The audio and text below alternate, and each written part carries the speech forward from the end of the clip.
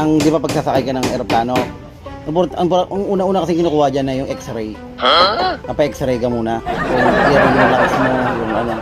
Tapos sunod yung parang dito, parang ultrasound. Kailangan nila yun kasi pag sa eroplano ka, hindi pwedeng ano eh, parang bloated ka o ano. Nakakasakay ka eroplano na, di ba alam mo naman? Wala iya muna. Wala pa. X-ray yung bag mo, x-ray yung bag. Bag lang yan. Oo. Saan mo daya malaki? Sila ko magmansakay sa plan. Ano yung sinakay mo dati na? Sesto? Yung sesto nung una na abutan mo? Ano? Sesto nung una. Una kami tatlo may papa. Pero abutan mo yung sesto nung una. Ay.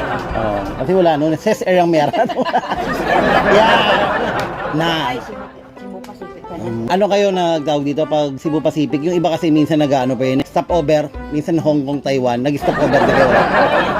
Direct. Direct kami. Direct lang kayo. Minsan kasi iba Taiwan, Hong Kong. Ano Nakailang sakay ka na? Kahit on the spot pwede yun?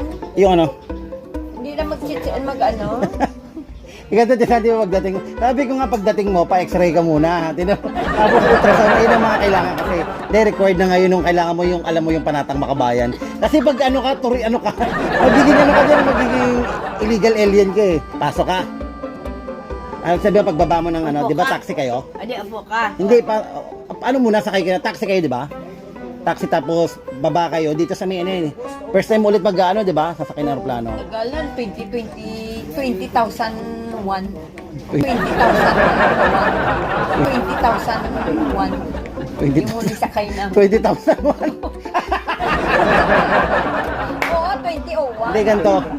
2001. Ay, 20,001.